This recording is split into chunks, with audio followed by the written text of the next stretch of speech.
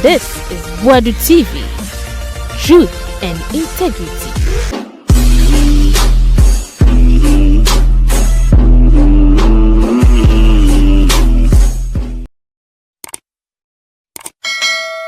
So hi Boadu TV, yama munyi na akwa ban famra so. Na lawyer Obiri Boahen say Ghana is sick, Africa is sick. Ocean leaders war mema. Wo monyi mebunu no bako say NPP time okan, NDC time okan. Na enye nwonwa se enipa mpempem epeso de mu adwuma, so de mu adwuma. Adwuma ye din sei, adwuma ukowure ma onim da sebi o we be tutu na nipa bebre mabunu bebre person wuram all because nyuma ni Ghana eti onim se hodo okowura ho mantle ni sabe kan sika na e wosen kan ba na mahama ebonu pa sore ya wo se ukoyen ko ketekete enkokon ketekete enu mabunu dodo se na be kwa wuram san kokon ketekete adwuma eti na no Obiri Boahen akasa pa in fact also no krado nya yanka wanu maduro be kura na oyen ba so kwa wonya ne we no fa ne sika ne him.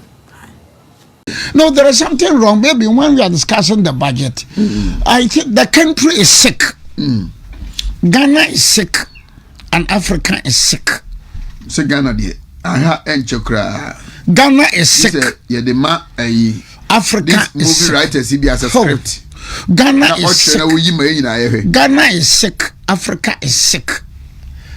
The first look, Ghana is sick. Africa is sick. That should be the headline.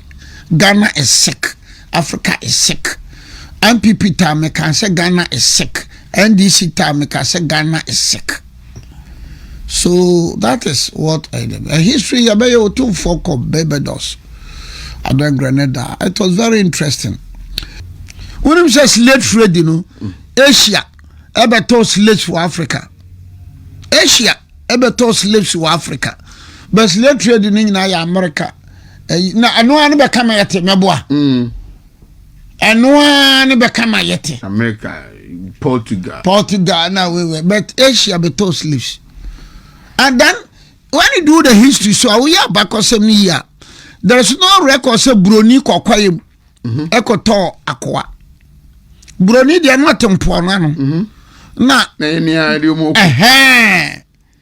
eti no say ka say ye bosom wo no so ya na yesu yonkofo ase ya na yesu yonkofo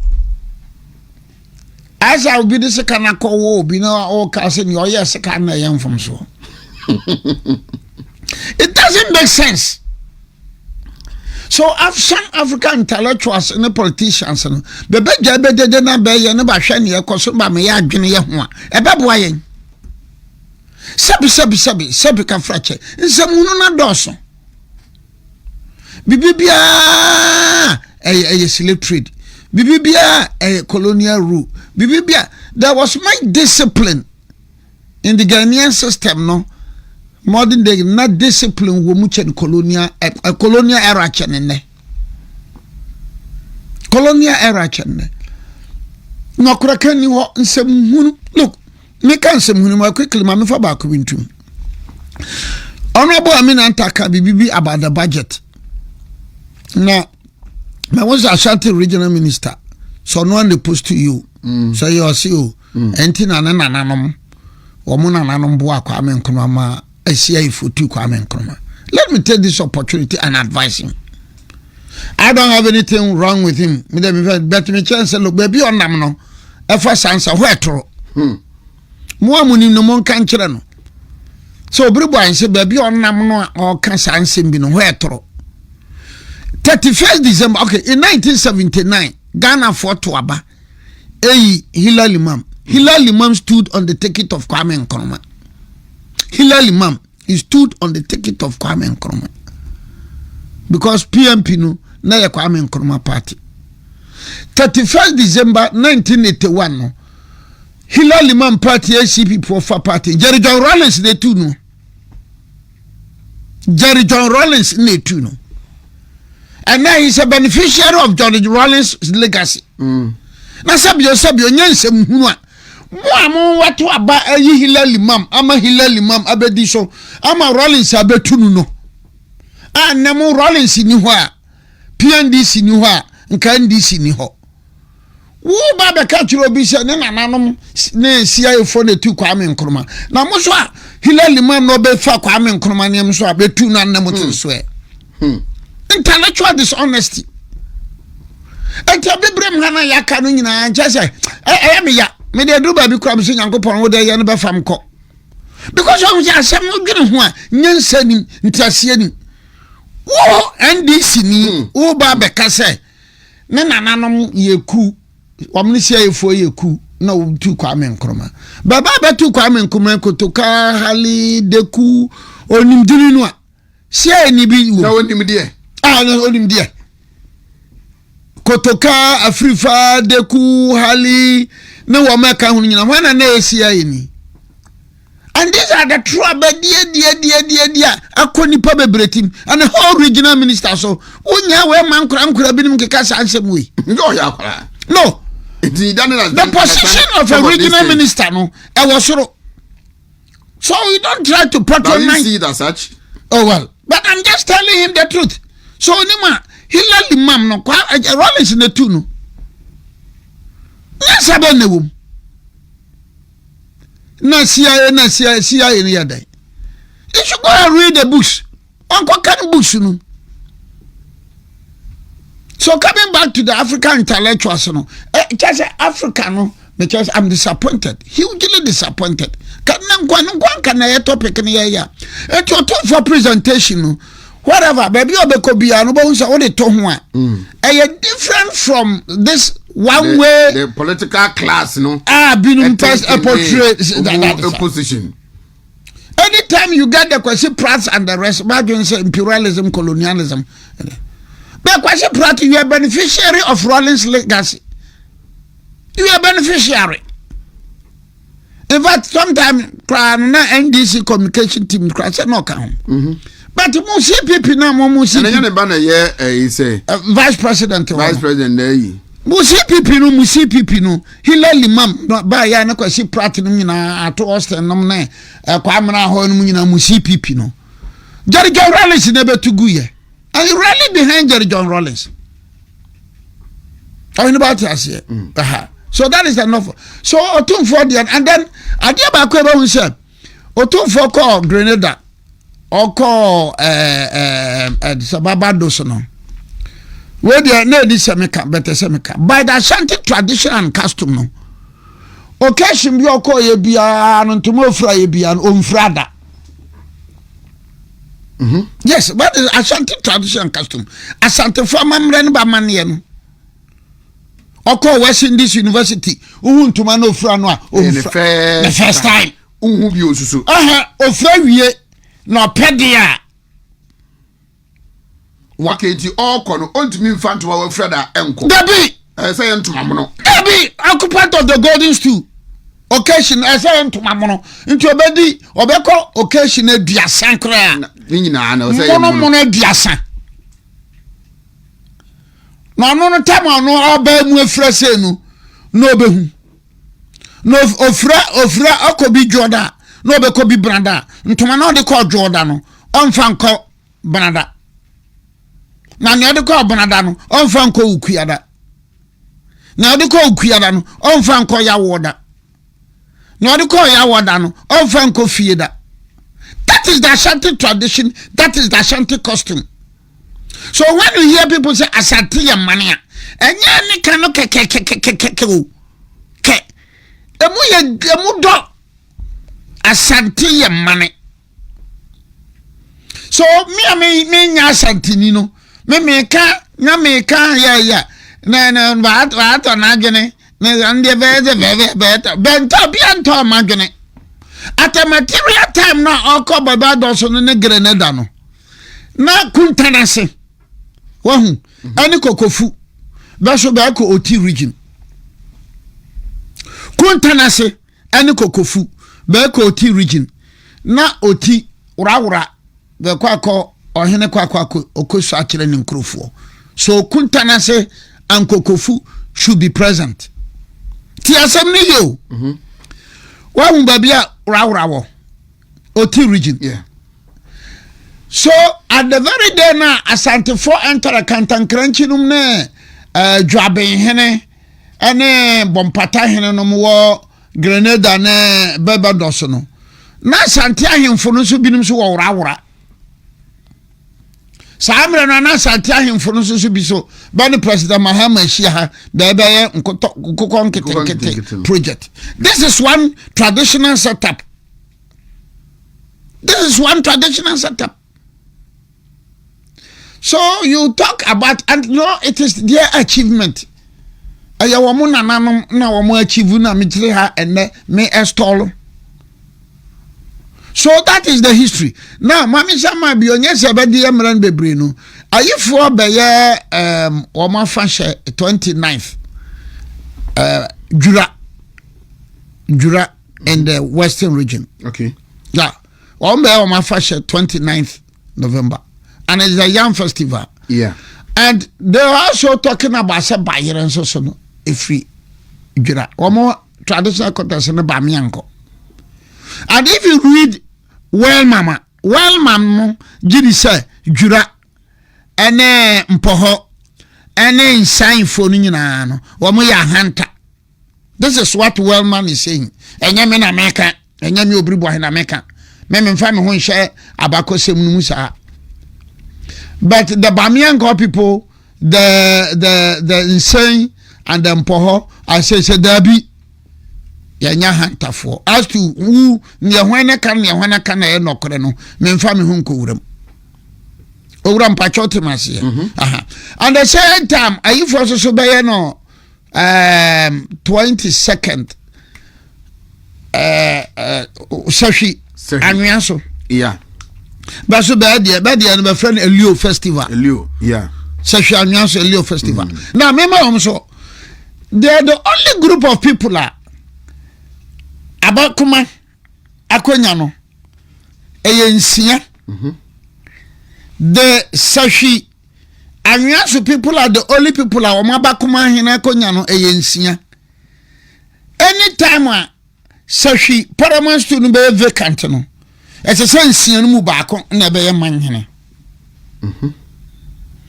In short, to say, Sawunya abakuma hene anamfra abakuma busuanu a nsianu a wantimi ni sashi anwaso mandari obote say dagomba fo no wonya hene wo meo karaga anasa vlugua wotimi meya ya ana under no circumstances for the past about 600 or 700 years ago no Karaga mio savlugu wonya hene ewo ho a yentimi empalo mpejawo ma o meye ya na so at any point in time bia no so we ya hene wo savlugu we ya hene wo karaga we ya hene wo mio e kire se opportunity ba bitmedi yana pa and that will be contingent upon ya na not so ya ndani ni dia na sa skills we aka no we ya budu ni dia ni na o chance no high sa so the anyaso for no ekuta ebinim kuta data you know in fact gonja for dia no dia ya accord gonja for no dia accord 1930 accord it is our so no o ka hu bia within the 5 gates you know dia also so the ubetima be ya bonura right 32 after 7 want to meet TV sunie this is the state of Ghana lawyer Nana Obiri Boahen the helicopter crash reports I don't want to I am in time person adenasi from Saudi ba but as ADS from Swaba. An announcement of the purchase of a presidential jet and two more or 3 more helicopters. You see, the report maybe ambassador you see Chrome Hanomano. I don't know any enkodu pempen so nukuredie people in public offices ebe hunu say wanye honest or kan se no nim say wo di tra se daachi bi ne totia or just asotwe bi o ho na say because we were told by most of the government officials they say one helicopter no nanado and the toy two ye manufacture 1979 na che say atetia pansama ya package ba bi kura ene ye koto de beje ya boden three obi kwambo say eja tomu ewo wiem na e deliberate say I think what there was a member of parliament too and the guy say na ye investigate soldier for because as a woman NPP are buying na akwa pam say person sa de manisi now it is coming say helicopter no kra no MZ manufacture in 2012 na 2015 and na the NDC are buying na wa ba mu eto engine it has nothing to do with Nana Akufo-Addo obi aka asem we yafa no ho adi o. Yeah, you see, look meka se mihye nyankopon a meka chele se mpana chaw opeso bua maten oba mi misa na se mbako se netie ben no de ye ni patuntum fo binu ada ni patuntum in general netie ben and you know alu prayer se mi say ye MPP time no am ka so mekwa kotel prayer kamegi di say NDC for ben site soldier for say wo niku entu MPP abane alu prasemi now alu preno hon samoa eba ye okujeto ablakwa I think the later Manebo Ama philosopher Sukwache, Sam George, Professor Jampo, Martin Pegbu, you know, Franklin Kujo. Certain I'm say I've given up. Me, I have given up. Eh, Bia, MC, MPPD, Echiwadi bi aka sanko phone. Dabi, that because they hate that. No, that is the CPP. The young pioneer lifestyle, and that is the politics in Africa. That politics in Africa, the intellectuals in Africa, no. They say ditro, chatro, kansem, sabikam kwasiasem. Ditro, chatro, kansem, sabikam kwasiasem. Never to me. Now can kwasi asem no so a nipa bi bete wase. That is what is happening in Africa. A lot of people are yearning for say kwasi broni timba no be di so bra. Today tie nsem na wo mo kekan ye no ene hwe. John Mahama is telling the Hajj board say they should do registration, they should do the digitization. John Mahama. Digitization. John Mahama digitization. Enunkwampo. Let's be very honest and sincere. Mama obi o hwame obi o tie mi bia on ka nokre pa. Yemfa bibia anto nkyene. Na yenti. Some people time no na nka omo ye recruitment. Na nipa ensien ewuye enka dia na si krom akaba na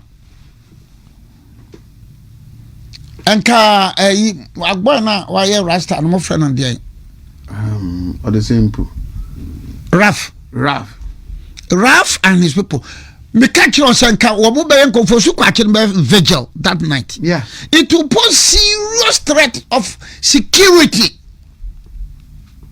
So why we ye nanka MPP time anka gisa dan no wo impose curfew. Now impose curfew, people will defy that curfew, and that may be the end of the MPP government that day. Mena me kachiro. Abetre babia Ghana ha nyina babia. Ghana ha babia. It is that the BC am say e wrade nyankopon. Eduru babia MPP lusu yi. Eduru babia ebia nan ayo. because it's asem we see we Fosu Kwachi with Franklin Kujo, Jampo, Martin Pegu, and Rafuno, Sam George.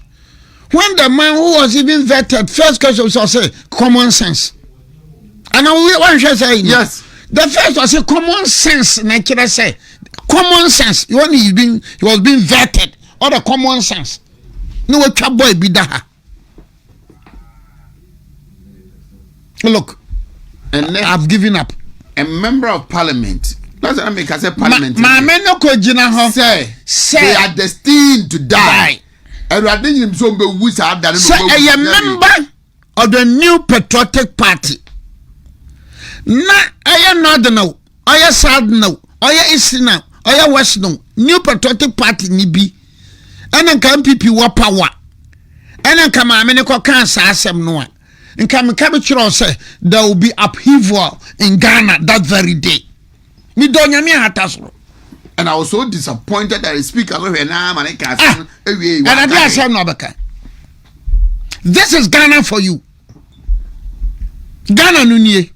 Kurobe hu, bahabe hu, na nyomi aso bete de kankan. Hwete MP gina ho. Na otene brofu tobni ne brofu fun bi ni say. Wiase president nyina be hia ho. Na wiase president nyina be den ba be hia ho. And this is a member of parliament too. Honorable.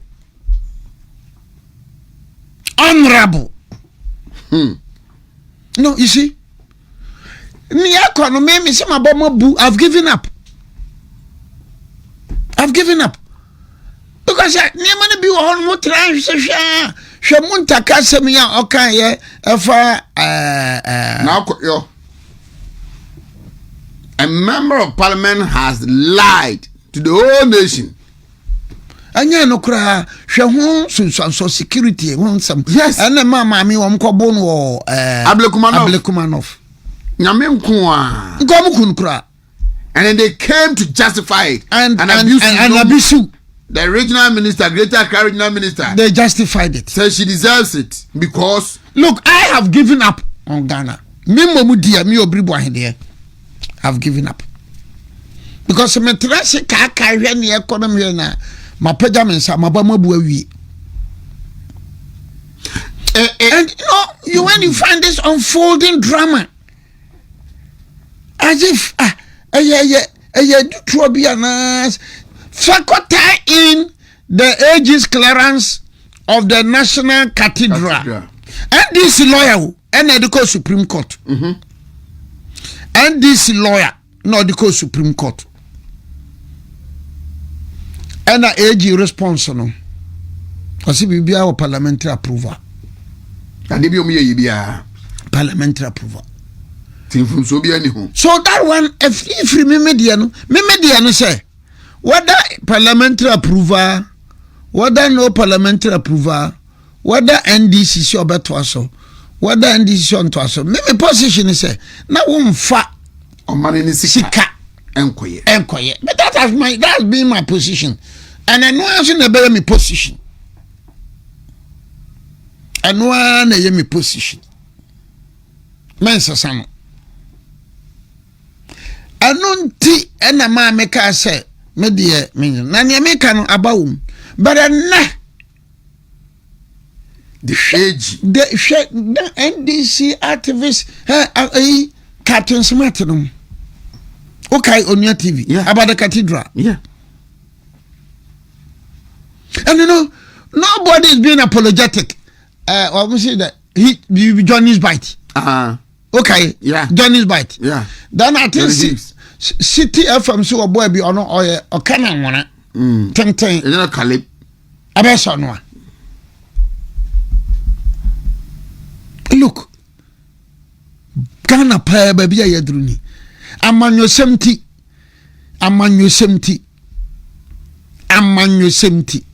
na sana seba sani amanyosem MPP mu amanyosem ti binim ka nokore binim hu nokore binim hu papan sana amanyosem sunti we are doomed. So 6 died so me mamu yako in search of but the discretion So was provide them not their daily bread. well exercised. Tisani na mo kan na nka mo ye no mutimi ye no days we baba we no baba district regional.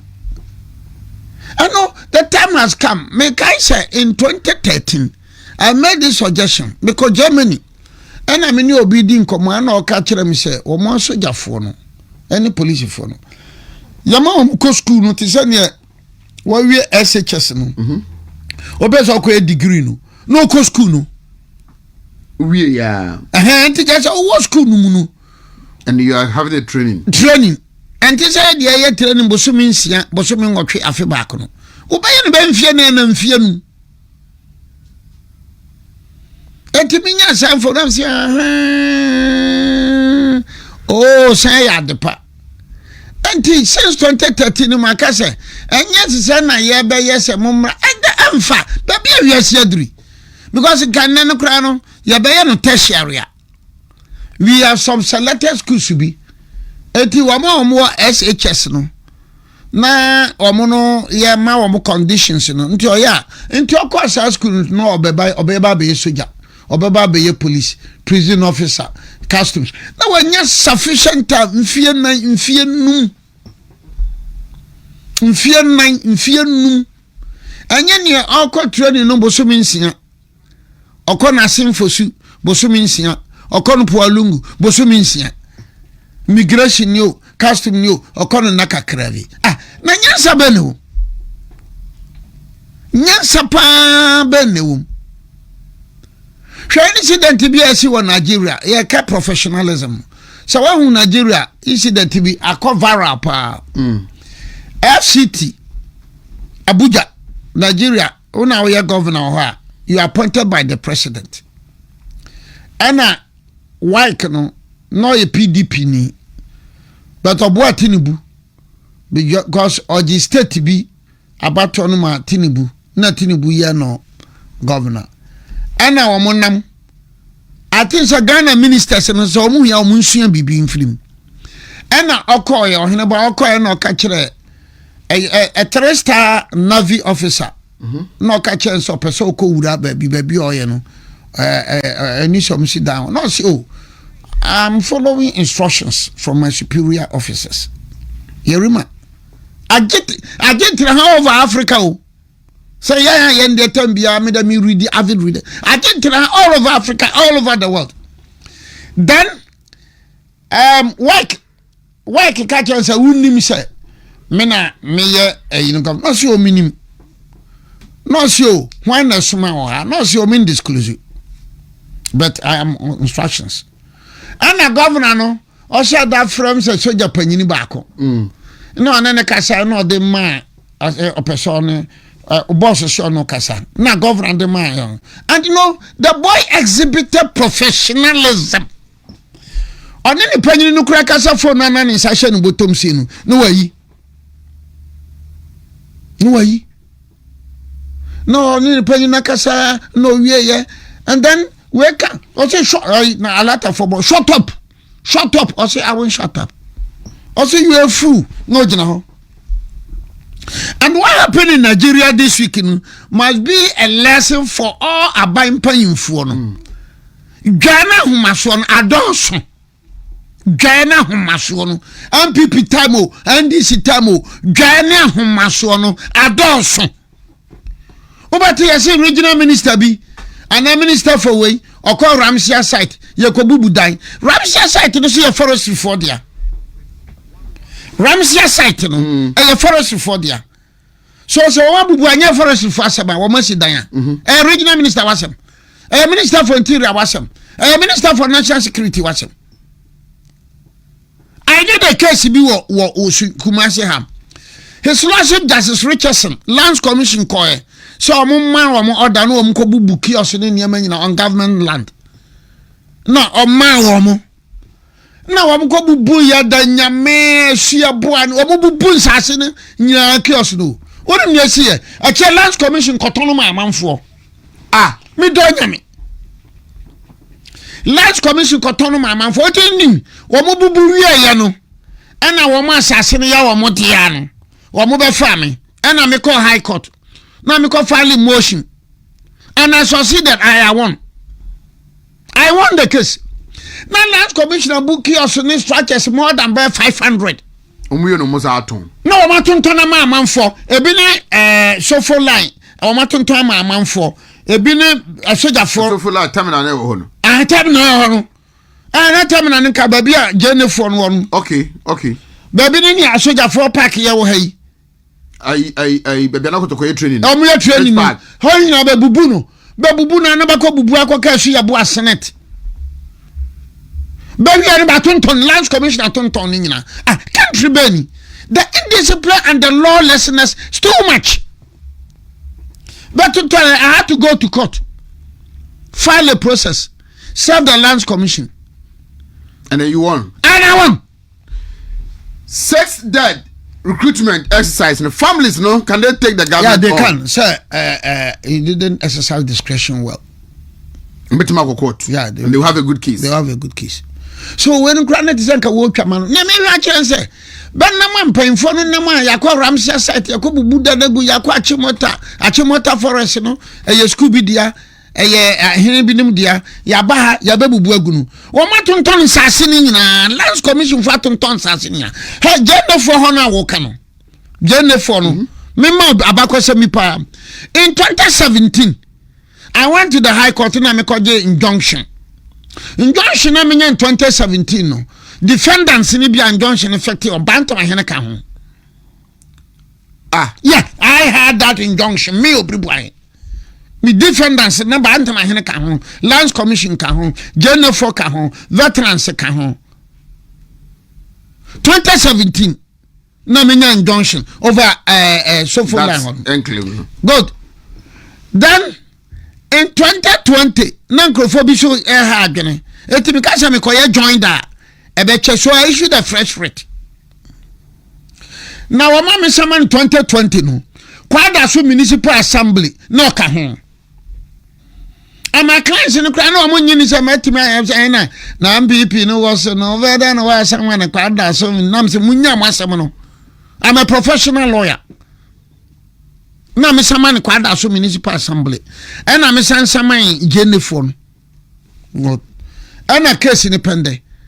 In 2023, in 2017, Lands Commission was a party. My 7 with the order of injunction.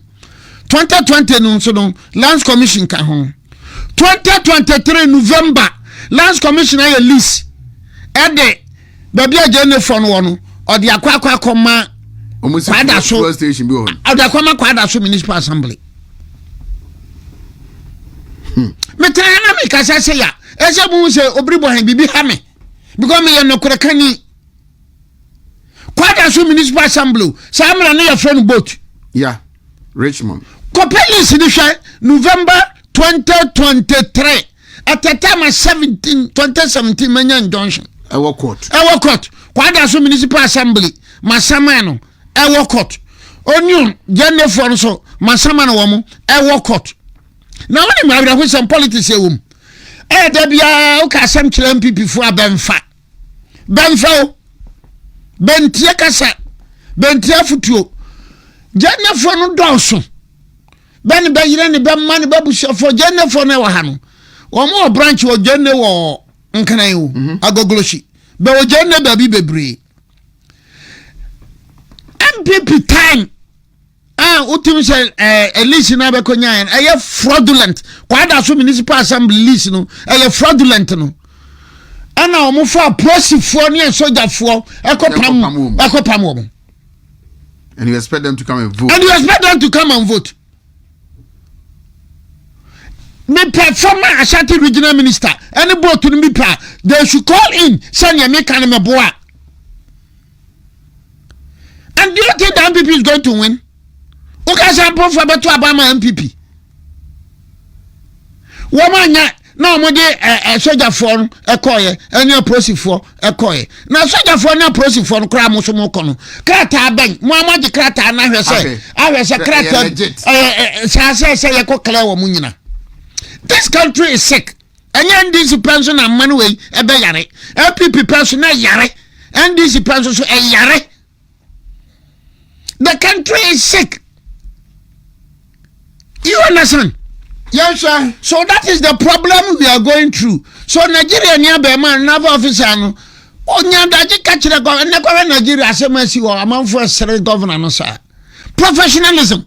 DC, you know, the chile, regional minister, you know, the chile, MC, you know, the chile, minister, you know, the chile, yeah, Bakla lands, we are chile, Baba, Kikaton Tolo. In collusion with officials of the Lands Commission. It's a common phenomenon in this country, Ghana. Because NPP, NDC, Bampa Info, one way beneficial, Basubenabi, on your assassin be told $2,000. No, I quite told $150,000. What kind of country are you going through? I don't know, Bonnet, Amma, so 240 no rock one for Betiso. Agametinsia na no ngotwabo wuntumi TV sunie yenhwe say the 2026 budget no ebetima healing some of the sickness yewo ewo memu ana Ghana is sick, Africa is sick again all them. Agenda 111 as they make provisions for about 10 or 10 million.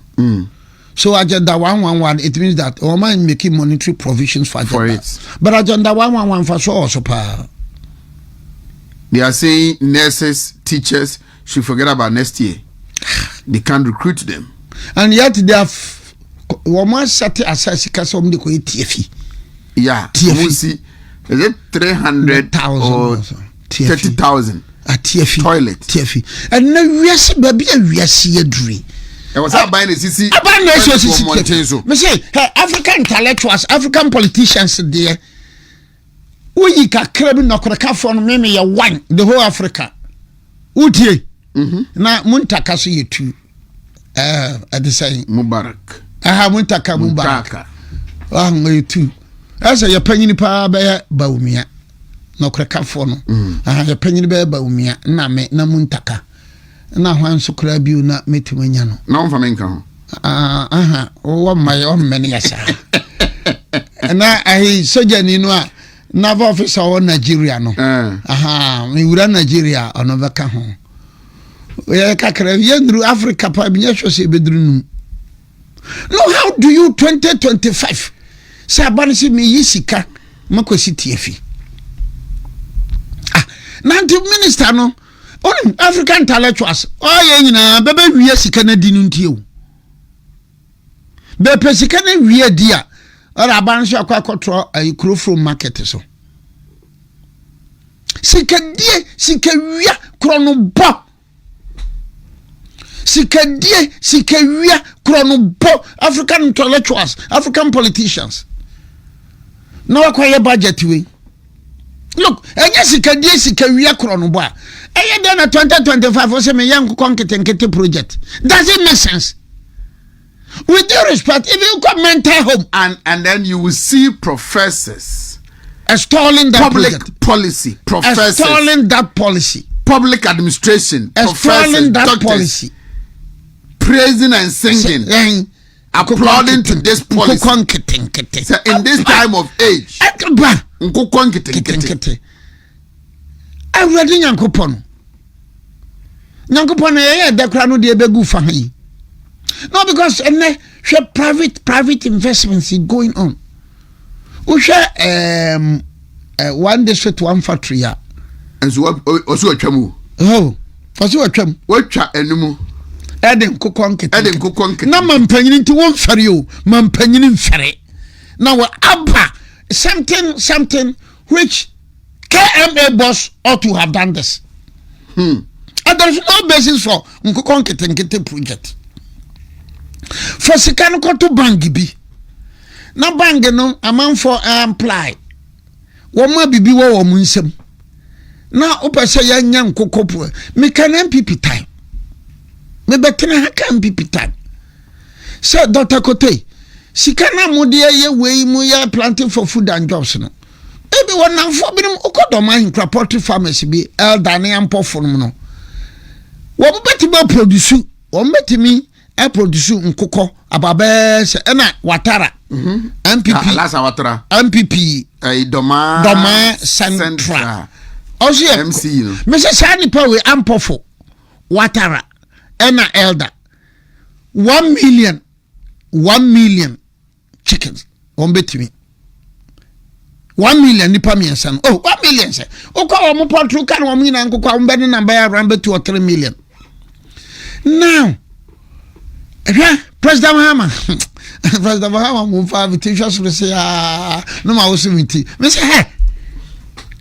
Auntie Mahama auntie ye kodi ni se nim de me say sipro ho. So, Look, mami chobi nansam Mr. Meka. Se wafa subinso wahu subinso na okobranam wahu obedu ni longlo obedu carpenter obedu bamboy obedu carpenter from carpenter no to President Mahama Krumbole no asase dabenkum asase denifa from Bole to Sola asase dabenkum asase denifa from Sola to Kalba to na asase dabenkum asase denifa. Now yansane mefa tamale kwani so wahu from tamale abu bebre.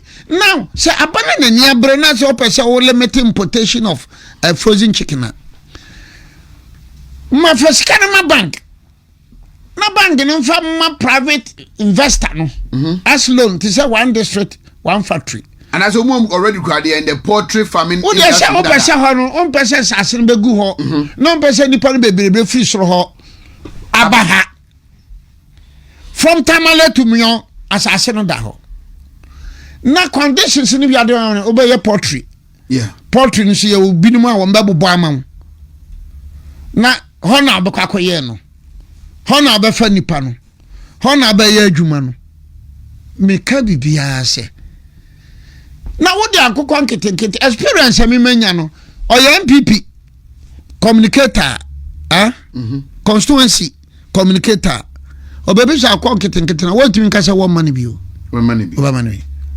Some of them no they don't care o man akokwa nkete no du na adu no any don shire akokwa no de akobi o de mam say no de age or run a poultry farm say me will be on to masa and mampanyini mu babia waduri una be lanche ade wi akokwa nkete when a young man in Burkina Faso kwhwe the express awoye no President Mahama entire wo wire ho aya wo mfere ana mo de mo nkane ne ekoso no mo sabi kafracho mo behave like Museveni akwa na to Uganda to Uganda o say Indian Ocean ye ne dia to Uganda o say Indian Ocean ye ne dia Museveni you worry. No, I mean, look, so you think the 2026 budget, you know, it offered you no hope. No hope. And the Ghanaians should not be too expectant. Because the system may cost you capital driven. Toilet facilities. New Kumasi Accra Expressway. It also makes it. It's also. And also so I will be. I think if I'll be 24-hour economy. 4 billion. They say almost 10 billion. Minim the excess no over the gap. And so I said 4 billion. But also I'm about 10 million. I'm about 10 billion. Nah, I got 10 billion. No, I said 10 million. No, this is here 4 billion. Oh, no, so here 4.1 billion. 10 million. It you know a day na ebe to me. Look, you're Ghana of look. Women's Bank na 2025. Omucha 51 million. Say omode kwa kwasha no. What has happened? I would say I'm this can be conscious. The big push, the 13 billion. Send you 30 billion. Send you Nyan sending him dear. And no could a can costume. So what can I be brim has sent you more than a more at the same way politics and what Uganda politics. Look, even in Kenya now, Rose and Kakumasin Krano, any leader in contemporary times worth his salt and from Mani Sika and Kaso de Koyakwano in contemporary politics. in the 2024 in Malaysia, in the 2024 budget, a manifesto of the NPP, Dr. Mahmoud Bawumia Ekanimu said about privatize a lot of these things. You rose, no, or the private agency be private company be why we are set up tools also na etiaka government cars abide into view obe lease a private person na ya abide here near rent near the other. So it was like nanko the private sector no and ever run it or can say schools no hospitals you know abide government expenditure no a cost so the beya ankran so benya adwuma ye no or the bema wo mu na mosi na mo lease my government. And you know, I think we have to revisit the manifesto of manifesto again. Bawumia kasa or kasa so be your current or kasa so be a visionary leader. Ozam kasa me ne Bawumia telepathy or one rhythm. I agree.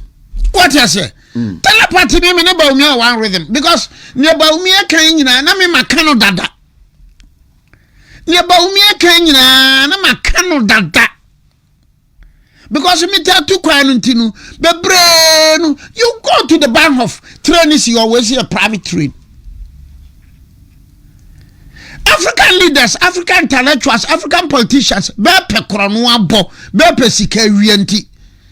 Bere ye ko wake up, ye the 149 million ebeko. Send our budget in mbo. African politicians birum so pe sike didi. On say all African games in almost in Ghana no 240 something million. What bought them? So the World Cup plus all African games, you know, Ghana hit around 400 million US dollars. What bought them? Sorry for my choice of words. And yes, it's not a music nipa. And you chrono bona muba man for chrono. Ade. Bonne be na Ghana to world a IMF seek for 3 billion. 3 billion. Our trenches near they bro no. The first trench in the crown. MPP time. MPP time. All African games. So I say, Yagin Yajuma, and it was the kind of Yagin na Yankopa no, home na free wamoso. And Yankopa home na free wamoso no, Wamon Kaida bi. No mudi benkunu ni fa air from. No mo bokro no, no mo via, no mo lutu. So MPP NDC. Some of the politics, that is what they are doing. Now then, MPP must say all African games, $240 something million. You are not talking about cities, dollars.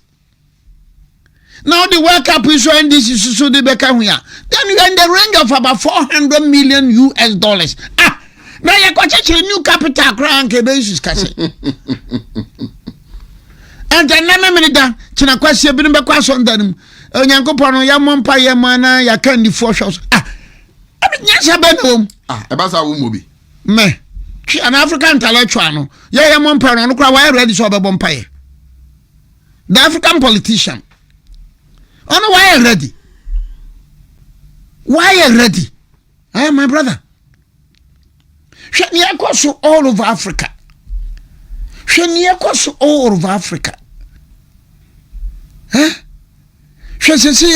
what is happening in Mali? Jihadisi, take Nigeria. Donald Trump can say, Obabano, me share video be anra. The helicopter partner and left arms. That could see northern part of Nigeria. No more de a tune, any diana mobano, or more diama. Jihadism. Etechesa soja fonu binum enimnia ekoso.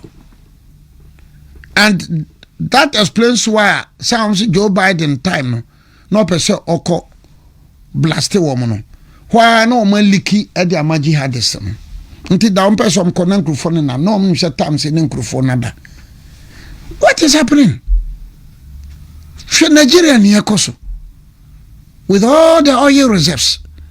Na no soldier ni naval officer no ahode no gina en kohwe and it tells you say look in 2027 about na bebe to Nigeria no ebeye oh yes because tini buan wi ni awie hatwe anya Africa hatwe Cameroon wan ne Abana 2 years ahead of us. Oh, wow, in Africa now.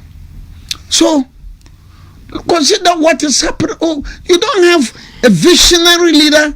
Say me with vision, perhaps in contemporary time, perhaps the only person I'm a single no me ni Burkina Faso.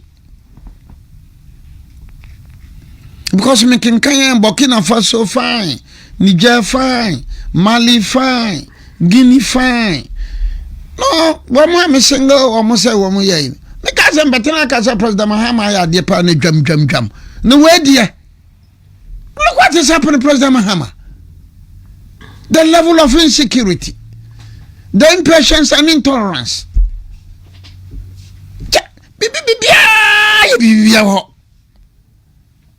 Na obia the kase mona nanom na ma yetu kwame nkonoma. Mysterious death. Road accident. Armed robbery attacks. People fire outbreaks. Just nipa mfa ho. So what is happening in the Bokui? Yaba. Nenechina ya bibia be. And you are in power. So what is happening in Boko? Look at this. Se suswampan se nanadro se baumio nanko bi ko kansa ansem we wo Boko. And yet President Mahama ko Boko ko kansa assembly. Na onya apologetic. Come mommy into so baby. Oh betitie. O baba to so boy into so boy nya sa na ese nipa behave. I'm not President Mahama ko kansa asem me kansa oni so kansa binim didi matem.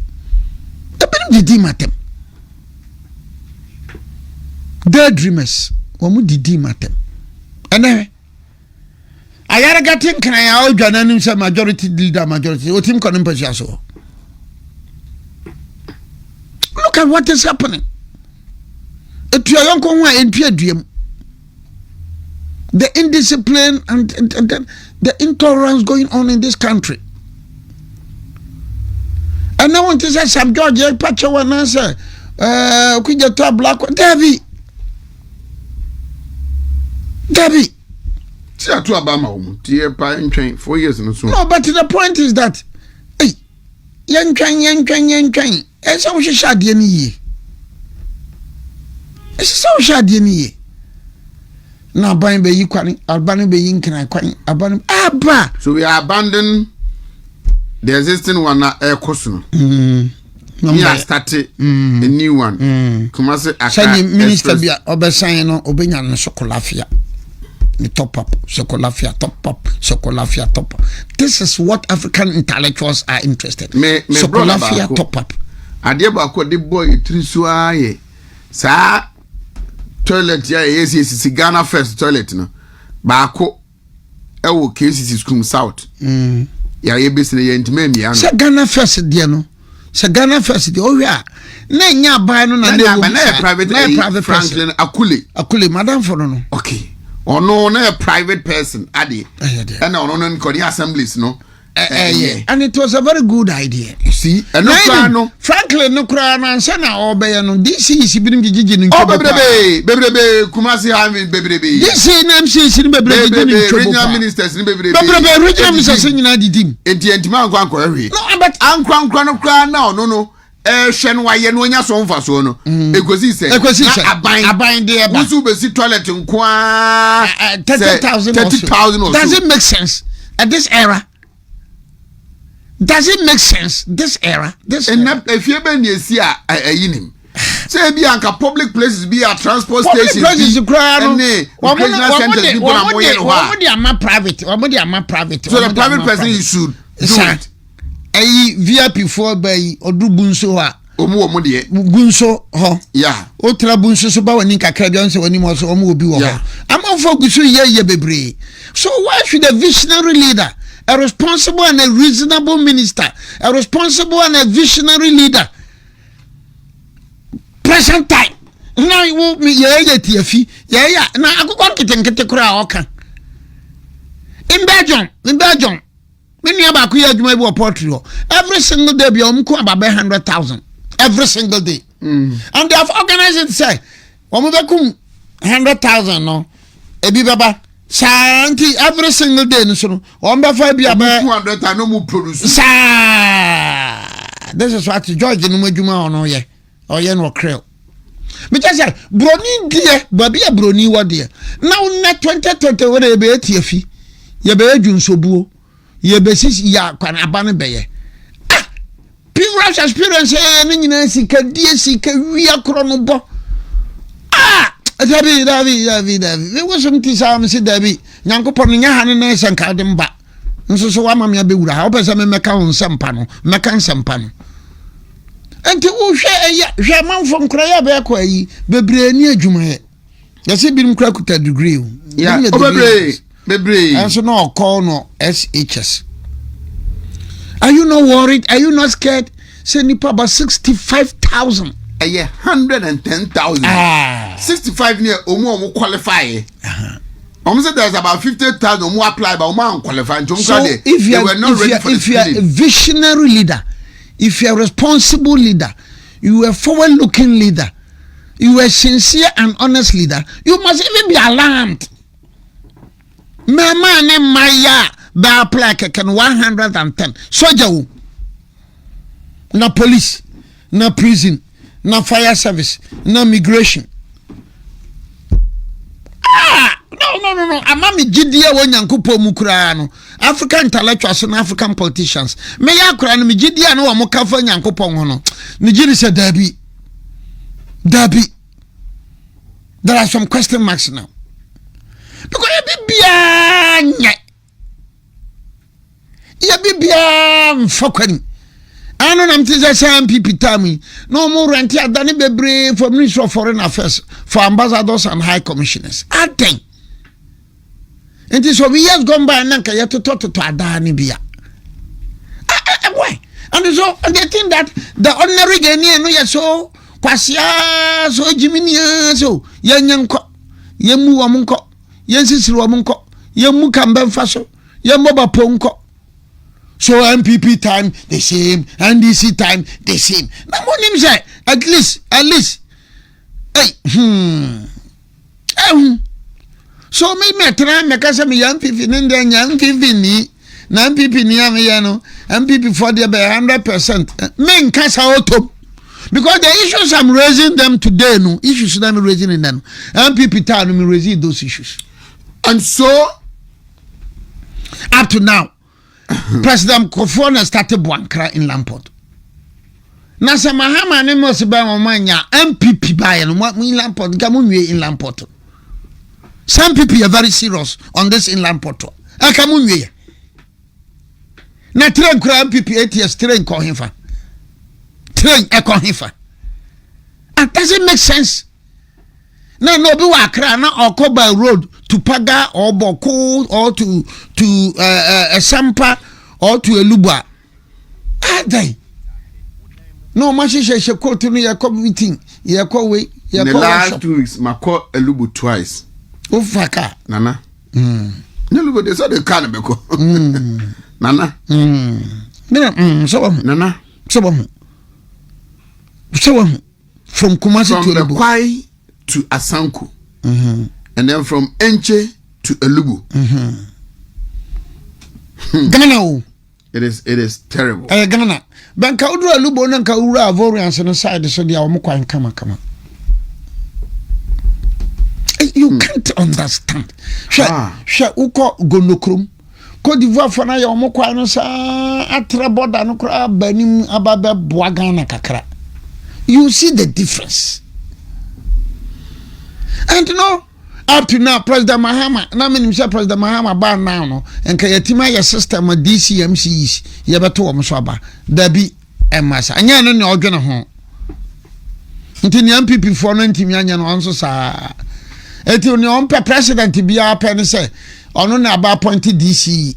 Nti na me classmate ba, na madam funua, na me what kind of system are we operating in Africa?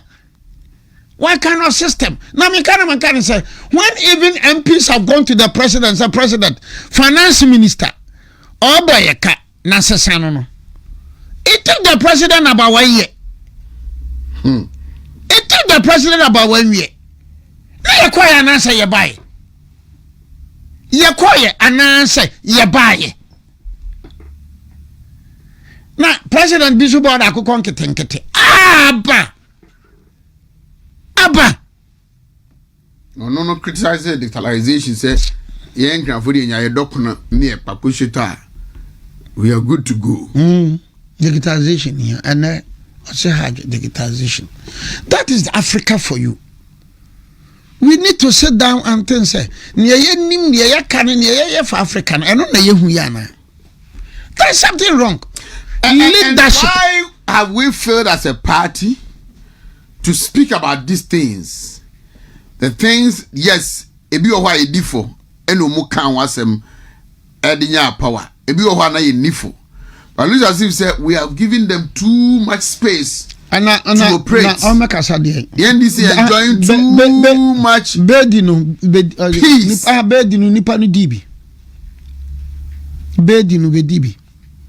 No mom di anu so mun ka say. Anaso no wadi aye.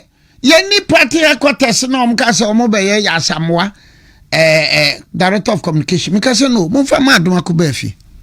Ban fi me. Na no pesa aduma ko ba fi na mekasa.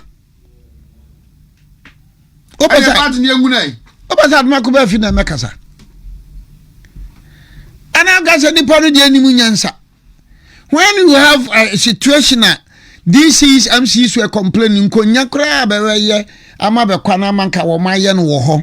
Naja omuja ma party loyalists bi no maye na anameboa. Yeah. Ya nen crying. And the whole Dambotwe complained. The whole Minister for Local Government wrote a letter complaint. Yeah, they come on fan beba say aye nkonya won krede bre o itiate. Na no obi say adentina. Na betra hanama bo NDC abaso say common fund sika no be man ko. Na be mo NDC baba so say. Because the NPP time no nkonya a Wellington boot fertilizer na be atiti free so. Me say me constituency my municipal Abuakwa Nkawie Nkawie Abuakwa so ho de wura wo ho nti baba yafu Nkawie baba yafu na Abuakwa da so ha wo Nkawie office na enya ahwiu MC e wo ho no mo na obi frɛ no say ya man of contract say o missing a new administration block what we name Nkawie administration block no it is like the to say the new assembly secretary here and now the CC administration block almost the same thing. Come on. Your friend is almost a new administration block. Contract in here say style bell OC to say only the person called on Thursday, Monday or Semeba. Yeah, be cut sword. Only he called and then it is from the common fund administrator. Or cardiobeka bia omanti enti baby kra no masite ade no contain a CCO any structures also no also use Thursday no to Monday na no pa no ebuburu nyina yi bi free honom ne ade wanye so bebe yi na di he was threatened by the common fund administrator oyi ni nyina wie ya contain a CCO mo ade ayo mo store opeja kwasi baby ne ade no se ne na papa no beba menim ebinu ya campaign say common fund say and that same person and nam say Dr. Boadu na and it's sometimes one so one wow who did you be atem na the same person omo dey abet we free Dr. Boadu camp we free Dr. Boadu camp me say enne nana ne ye MMDC former ka wo de praye pra hwe enti we no Baumia and never free Baumia camp. Okay, and these people will have the courage go out and say Baumia am wene. Once you know what you did, I nature NDC wo matwam prem common fund number 3 ka so NDC idea be obi from ka say Elia and so Kabima and to anybody who thinks na ya buy na emphasis kan nko na nyesa na tio me say the common finance can you release it name she decide what to do. Na Mese owo ho no I say ato won ntimu. Nanka Dambotwe. E dey abroad ati afi common fund for Dambotwe a whole minister who wrote and protested. Every time what is that Dambotwe kasa bio. No. And then nipa no wa free Baumia. I never say Baumia camp no. Good riddance. Moko. One man can be out to every Baumia camp no. Good riddance. Ko. You two abani we are part in the campaign be yebi. Power. And Baumia is going to win. Wabre party at sabi bi ma di nsam hunu na ya lusu ase na Baumiam na ma ya lusu. Ana ni krom kra o man to ama no. Na doesn't make sense. Doesn't make sense. Huh? Mwana mo twitwa manfo nantirim, mo twitwa manfo nantirim. Doesn't make sense. Boahen on the atter we aba we were free Baumia, Kanem we and no bia. But for goodness sake, there are some characters if you say no, I'm not be deep Baumia Chikradia and Kaya Mukrabinum, ye be free Baumia. There are some characters be Kakana kwana kromonko. Fewer the merrier. That's it, fewer the merrier. Ayabre. Make up a woman, my friend, Binum say minority no. Shall win him or Henneba. And be why. Can I jump on the name no worker? Let me move here. Madame Bonnie. Because now, Obiri himself as a unferiasm or canocre. Oh, mechanical. It is not some near or no one and none will say. I can't form Kotuaba Emma minority group in the NPP. Which is very, very unfortunate. I'm so disappointed. And yeah, unfortunate to cry. Historically, this is your campaign. Come on. Historically, this is a distorted position. Distorted position. My maintenance ye. 1954 April 1954 Northern People's Party. And in September 1954 NLM. And by 1957 na a necessary parties no ebe boom. By 1956 elections none of us no cease no more. I think about 13 or 14 or 15. Na Kofi Buzia no and Congress party no more wine. Kofi Buzia. Now wo ba ye no wo ha 13th October 1957 no. Ni abaye ne say Wamonu nyina wamana omkuta majority seats so seremfo na omkuta majority seats seremfo no agitum say Kofi Buzia beje. So at that time no be majority. Yes, about 14 or 15 seats. Sam Ranson Brown for my because Brown for no by April 1959. Etine Bruno is in your friend Western Ashanti. Bedema Buzia. Bedema Buziano. Buzia so antiana. Na manfo kakranka. A point in time no. Buzia Jan ho ekwe because no through after the passage of PDA in 1958. Dombo Baumia papa and say actually all crosso aba CPP and now me Baumia papa krano a pressure which was mounted on the Nairi because Baumia papa was the secretary. Baumia papa was the secretary to the Northern People's Party and he was secretary to the Mampurugu. Oh, he was secretary to the Northern People's Party and the secretary NLM no a cabo a my majority. Ama woman na the majority no kura bre. The bre servness no. E kan ye one no. One. And no, because Baumia's father was the secretary to the Nairi. Na just say kusasi conflict no secretary krachi ni lawyer ni kase pressure baba no so say onokura na Nairi odium. So pressure was mounted on Nairi.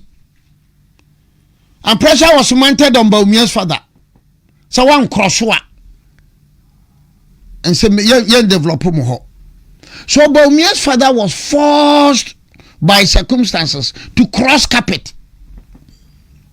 Unlike Paul Afoko's father. Not to satisfy himself. David, to satisfy the majority. majority. People. And Paul Afoko, the papa voluntarily. Yes, CPP for no. Senior can. There be Niaman Kosa. So Paul Afoko's father voluntarily. Also, he did well. Because Paul Afoko papa said, "Oh, no, so on CPP take it too." Oh, sir. Now see, CPP ya campaign and some money ya cano. Daddy. So he also crossed to the UP. Now that was the first incident. Sirim Fono at the Ayunina MISA. Never to home. Then later the 1966 coup no by Buzia Krakoy. So when Buzia came, now I'm about by a National Commission on something to give him the opportunity to go around. What me fancy to send Nankabekan NCC. Yeah. Ana dombo numa ni jatoka lio numa ni sike tadam no ati asiama NLC fo no se mo de ye basa ye be ye political party da achia Kofi Buzia na be ye leader enti position na mo create no mo memfa ma Kofi Buzia that was 67 mu honom sanya be obenya advantage to go around the whole country. Eti ansana mo beka say ya left ban o mo beti Progress Party no ne Buzia akogana ha ba bibia ma amanfo ahunu Buzia ene so won sacrifice a northerners na dem aye Yeah. mpaka wutie mi ye now in 1979 because both the PFP and the UNC no who say northerners na abo modern pa no PFP ekoyi ni running mate from Dagomba UNC ekoyi ni running mate from Dagomba. PFP ekofa Dagomba ni. UNC kofa Dagomba ni in appreciation of the contributions of the northerners. And they maintain the Dagati. And they maintain the Wala, the Sisala, the Frafra. Frafra eko si you know and Kasina and Nankana. Kasina is different from Nankana. Frafra Kasina Nankana no amudi sike tadam ayeye eti no mo tentacle no wosoro dan Buzia won ana ewo mu a we so eba se na eba se no. Now in 1998 once again there beto aba no atekum kofo na sirem ni wo mo na sirem ni wo Malik Yakubu. Yeah, Malik Sirem ni wo anso Ada na hono mo akiso siremfo no enso baba to ma Ajekum Kofo wo Sunyane. They didn't choose their own. They didn't. They thought Ajekum Kofo was the right candidate. Exactly. And so they abandoned him. They abandoned their own Malik Yakubu. About to J. Kofo. Going by the logic man for the nano woman sign words of reason. They should listen to words of reason. So it is not like ene Baumia Jamuntro Musi Debi Baumia Yedi into the Opo. Yempo oyo onyo oba winia my own winia yedi enu Johnny Ekotomano. David, there has been an instance a serious one. A serious one was in 2007 December. Ali Mahama. A certain vice president, just like Dr. Baumia case. Dr. Baumia at Dagomba. Certain vice president at Dagomba. But that was Dagomba and Intina Ajekum Kofo yi no as the running mate, and then subsequently Antina wa yo sending no bufu good. In December 2007 wama ba no man ka say ye dey siremfo ti yakotoma minority for the yakotoma Liu Mahama. They didn't say that. But two man na Kufuado without official backings of Alan Chiramatin, without of Hodum Kasabe Yimidini Film no. Yeah. But I'm home Bonobi. So as someone say in 2007 now Liu Mahama a vice president, sitting vice president said a sitting vice president. Exactly. And now Lancha Martin enjoyed the support of the presidency. And so not necessarily to a man now because they saw him as competent and ready to lead the party. And Sir, Dr. Bawumia vice president no. Sanyesa oye competent. Nanu yanum se for visa obetimi a lead partner when yamaya. Enkomo ntoma na se do man to Bahama. Dabi. Etinye tribalism and regional lines, ethnicity. And yes, you'll be a minority or majority. If you know the history of the Dankwa Buzia tradition, going back from 1947, August 1947 to today, except you want to be mischievous, and come on, can't ask him. So I have massive support I enjoy in the Volta region, in the Mamprusi, in the Kusasi, the Sisala, the Wala, the Gonja. Me support to pa me Obiri Boahen, me support to pa wo sa regions ni nyina wo di otini Volta no. Me come chiro say me support no ya massive say. I doubt if there is any an account speaking man, whether MPP or NDC, or enjoy massive support. Pa maybe the betima computer be to me. Well, maybe Chama won't to me. You know, when we went with Dr. Bawumia 2023, the prime minister was Rohono. Then you some keto. So the point is that please. Kasenti obi. Ayeda na same mi dru yendia. Ayeda na same mi dru jirapa. People rush Obiri Boahen ni. Jirapa. When I went to Laura, the paramount chief was not well. Obiri Boahen ba meba. When I went to Paga, the paragraphio, hey lawyer, they are sure kwana da mechi ami. Lambrusi, a similar thing happened. So with due respect, don't try, people should not try to offend the sensibilities and the sentimentalities of people from other ethnic groups. MPP no, bani beto baba. Ne bekoto baba. Ba ne benim decide ne bosom no be yamabe. So please, what they say, I don't cry there. So we are sacred dia. What is our discussion about there? No, my man for buafu. Don't do that. Don't go that tangent. Go on with your message. Go on with your message. And I like the way I was saying, Bawumia go say, enemy you say, if I cross about me about munchare. If you have a munchare. Obia, you consider no in 2008. 17 years on chariot. For potentially becoming a vice president, the occupant of the second highest office on chariot. What some so when you have some can and Langokasa, so when you have some can. Mamma, well, party dues. Anchia, are you for Accra House of Oak? 1911. 11th November 1935. 1911. At 11 a.m. Accra House of Oak was born on 11th November 1911 at 11 a.m. Mr. Akuka, Edenegre, Emma Nafisa, Omo Yahima. Oh yeah, East constituency. They say a very good morning to you. Oh, Michaba Pam Jibas. Baba Amando is also with us. Sunyani is the Mebaho. Baba Doctor Nyame Befi. Baho. Okay. I know for Abisim. Abisim. Good. Enti Iberum. No. Minim so hunina na kra. Oh hunina na Dr. Jura. Mr. Jura, Befi. Dr. Befi. Mr. Jura. Tell me about him. Hey, one of the leading characters of the UP. Mr. Jurano. Yes. Wow. One of the leading characters. And in fact, in around 1970s, no about the leading poultry farmer in the whole of Bron. Wow. Yes. In that Dr. Befi. Yes. Sir, Neba Juliana Jura. Juliana Jura, Bani Dr. Befi. Okay. Juliana Jura, Niniani said Jura. Jura, Nina, your papa. Okay. When you have seen 4 pesos, sir, I could fit attachment here. Now, the pottery no abisim. In the system, no bias a pottery. So, Dr. Befi, no papa yet. So, imagine Dr. Befi coming to Sunyania. Now you are telling Dr. Befi, sir, or your mono. Does it make sense? See. Does it make sense? Because we in 1992, when I started NPP, me organizer no.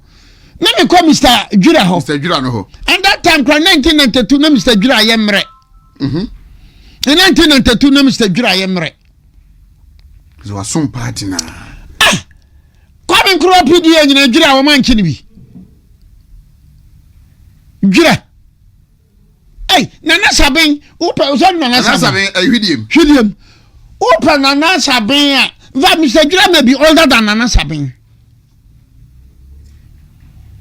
Enti yanu di anta mani aba na ntetu na ye boy no. Yanu na Mr. Jura no somaye. All right. What you say? Okay, we will come to Sunyani East someday. With Dr. Kwesi Nyame Befi. Payment dues. Payment dues no. We wo mo ha. Mo studio ha. Dr. China. Ni ba kan nyina me no me hwa me sere. Me sere. Look, obatna on hajia treasurer. I am sure say NPP yade na yeketu abi o. NPP no mabia bam obia metua dues. Utua dues no a na ukuta wo card no a who qualify so to abani bia bi. No. That is all. Dr. China, Jan Mamunam, MPP Mamunam, Justin Codian Mamunam Hono. Someone cannot crown my young Musrodia. MPP, sir, MPP and Tiasia. Amma Obia can't bear member Biano. Obetwabani be. Some people for yes, sir, Mr. Fasan down 2028 won't be ye NDC. But okay, yes, system, say, you when delegate. Sikasam no frimu me ka bibia na so hene ba ma ya manwase ma che me kenka ne che me ni nwoma no kwa achi me sua nwoma me ya nokora kani man people focus look ye bie wa pa bia na no me te say Dr. China one ne canosis can ye sense 20 cities no ni 20 no ni 20 me boa yeah but NPP can make it flat 10 cities 10 cities, 10 cities a month. People like yen and so MPP card 10 cities a month. Yeah. 10 cities a month. What 10 cities a month na? You have two constituency about over to be, you have two regional over to be, you have two national over to be. A brochure from Falu Prima. Now no matter MPP a brochure for they were complaining about Prozi. And then Minya Oheneba Boache. He has put himself out to be the branch organizer of NPP UK branch. A petition the election management committee say almost set up polling centers. Ewo abrochiri diaspora no mo toba no ho omu yo quality na beka Ghana ne he say omu betwa ticket in and out. Sense a political party intellectual aspire. And I think it's a wonderful proposal there. And a wonderful proposal we grad and the mo ye puli. Card bearer members some UK nyina kronu bia no utua wia na ya percentage no abeto every card bearing member they are paying £10 a month as monthly dues and they are prepared to pay and they pay me kwe makotu amede darusa obia tia bi nanka ya beto abai obia mfiri US mfiri Canada mra asisire na doso isa chichim na doso apod bona doso azana doso Abijase enti bebrebe ya be during our time na me ka che John Boadu num da bia bia muya we so ba ye bia muya kopin say ye free ho me free 2022 ya kan ka by now we are in 2025 Justin Kodua and come ya ma card bearing members body amuka say mu be ye ni sa ho na mu ko wi amu be hu ne bisi. Well, yanya so na easy paid for mama Monday we will take the details of and answer the highlights of the 2026 budget, probably the next 2 weeks ahead of us, ye bedi home koma. Then we will just opposite what they said in opposition. Say omobeye vis-a-vis the manifesto Dr. Mahmoud Bawumia presented to us. Madam for Maxwell, Nano Bayan she PSG, so kai. Maxwell so the team ne Bayan. Omo ya de pe ma me bet to yi. Bayan. Oh, Bayan de ni bobo. Bayan ni bobo. Bayan nte say ba mo de no na ye mi hu pa Ebe. ba ya de ni bobo pa ba ya de ni bobo na ayifo no de no na omo she PSG bi PSG no na minstro PSG bia just that Barcelona na omo no enkeka we have similar matches at Barcelona boy and so say he ba wo huna Arajo and Kunde no omo ba ni musa eno na man Sevilla she omo ba for something say just Arajo no nim nyansa Kunde nim nyansa Boadu no so nim ball hu nyansa enti ba dia re ba ai ro man hwa mashere no wo hu wo man hwe zane mashere no e bobo pika ni Puskas no bobo wo man hwe Barcelona team ba man na say wo mo team bi 4-2 abaya 3-2 no mo team no 4-2 I think Celta Vigo also I think at the 80th minute or so Bobby mi ya na Barcelona defenders no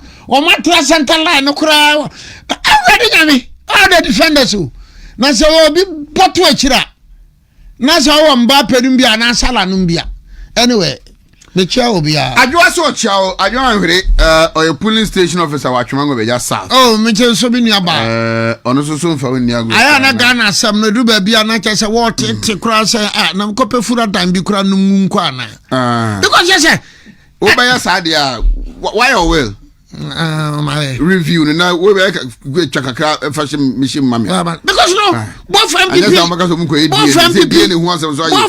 and NDC they are not looking forward to pay attention to the youth. How can you have nipa 100 and something thousand say you pay soldier? Now we are mampanyina enyo for security reasons you can say yo na to say akokon ketenkete awade nyankopon almost an good for so organize a flight be ema we enti Ghana adwadifo ne Nigeria adwadifo so omo ekoho na omo yamane ye fe pa omo yamane ye fe I said to say homecoming omo ye enti say homecoming no enti amonfo ko pa flights no am say be some you know crowd well organized and well patronized. Now I will show two for speech in so well can I to say no your two for speech in the talk Professor Lumumba and Mapunga dear ones near them. Lumumba and Mapoga.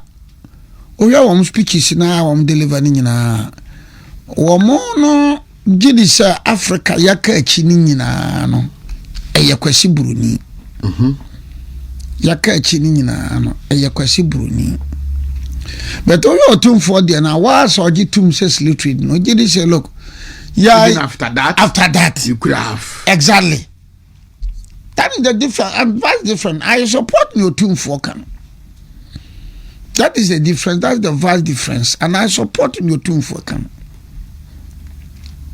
so nanu adakura there's no African country ye hweni ye pa ye ni ya mfie duminu wontimi mfa nya nema ye